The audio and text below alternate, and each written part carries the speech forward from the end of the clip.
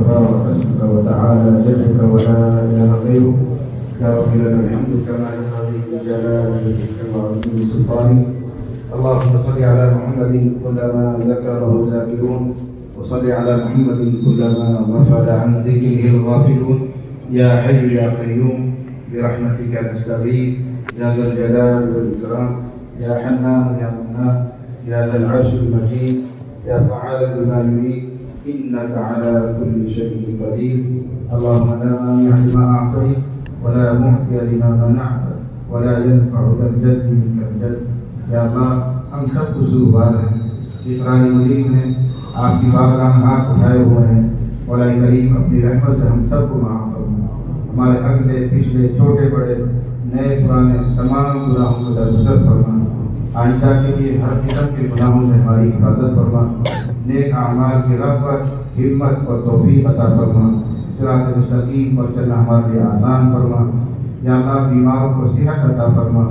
مقروضوں کی قرض کی ادائیگی کی صورتیں پیدا فرما. حلال اور پاکیزہ روزی عطا فرما. حرام سے سب کی حفاظت فرما.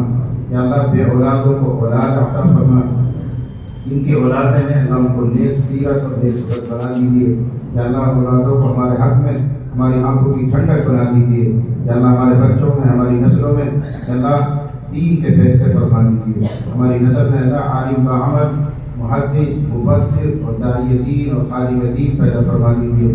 یا اللہ نسلوں تک کے لیے خیر کے فیصلے فرما. الہ العالمین ہماری نوجوان نسل کی حفاظت فرما. نوجوان بچوں اور بچیوں کو اللہ شرم اور حیا عطا فرما. بچوں اور بچیوں کو اللہ دین کی طرف مائل فرما. ہمارے مدارس مساجد مراکز خانقاہوں کی حفاظت فرما. عوام اور خواص تمام مسلمانوں کی جان مال آبرو کی حفاظت فرما. خصوصاً اس وقت ہم جس مدرسے میں ہیں اللہ اس مدرسے کو قبول فرما.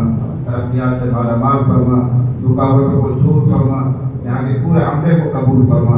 معلمین کو بھی قبول فرما. طلباء کو بھی قبول فرما. خدام کو بھی قبول فرما.